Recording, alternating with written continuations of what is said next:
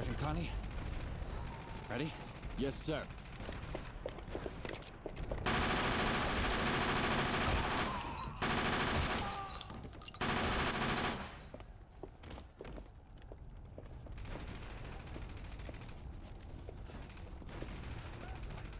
What is Company of Heroes? Hello everybody, my name is Accordion, and what I do is I play a lot of games. So while I'm at it, I want to review a childhood favorite game that I've played a whole lot. It brings back a lot of great memories, and to be fair, when this came out, it was one of the real-time strategy video games out there. So if you're looking to discover some new or older games, support me by throwing down a subscribe and like. Who knows, maybe you'll like my content. If you don't, you can always unsubscribe. Now, let's get right into the game. The story is simple. You control troops back in World War II from a top-down view and from the Allies' perspective of the war. You capture resources, you get better units, commander abilities, and eventually defeat the enemy by either completing objectives, capturing victory points, or eliminating the opponent's base. I just want to point out that back in 2006, when this game came out, the graphics were extraordinary, and I have to say that the explosions, especially the artillery and the scale at which you could demolish the map, was truly amazing. I give this game a lot of credit, and it's well worth it. First off, let's talk about the campaign a bit, the single player experience, and then get into the multiplayer aspect. So, you start off the campaign with the iconic Omaha Beach mission, and there you experience the size of the game. There's hundreds of units, you have to crawl up to the barbed wire fences, blow them up, and then take control of the Flak 88s and destroy them. The game can be cheesed a lot, and you can min-max it, but that's not what this is really about. The experience is challenging and fun when approached with a more leisure manner, and all the missions in the campaign are really diverse, unlike the predecessor Company of Heroes 2, where you'll find yourself selecting all units and attack moving to the end of the mission.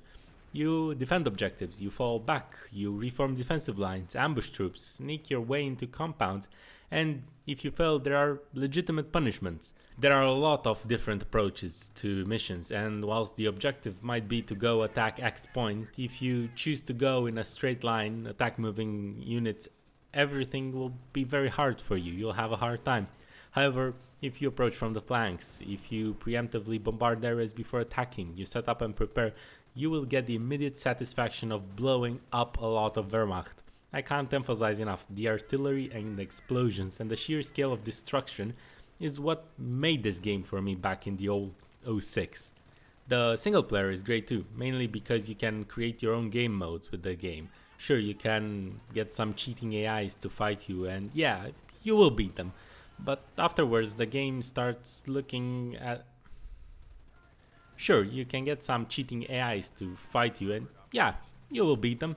But afterwards, you can start looking at the matches in a sandbox manner and create your own game modes where the destruction and meat grinders come into play. And I truly mean meat grinders. You start on a map with bridges and choke points.